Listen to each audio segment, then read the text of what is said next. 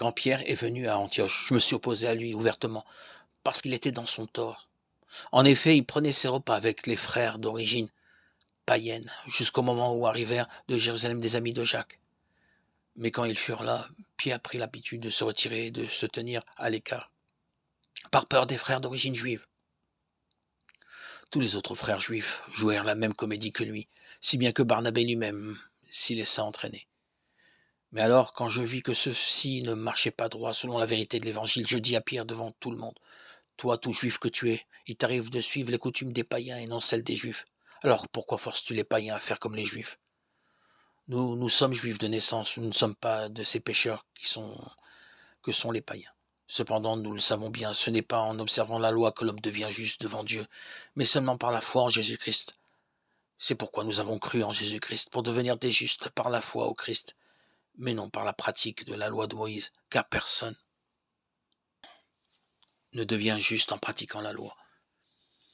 S'il était vrai qu'en cherchant à être des justes grâce au Christ, nous serions redevenus nous aussi des pécheurs, alors le Christ serait au service du péché. Il n'en est rien, bien sûr. Au contraire, si je revenais à la loi que j'ai rejetée, c'est alors que je me mettrais dans la désobéissance. Grâce à la loi qui a fait mourir le Christ, j'ai cessé de vivre pour la loi afin de vivre pour Dieu. Avec le Christ, je suis fixé à la croix, je vis, mais ce n'est plus moi, c'est le Christ qui vit en moi.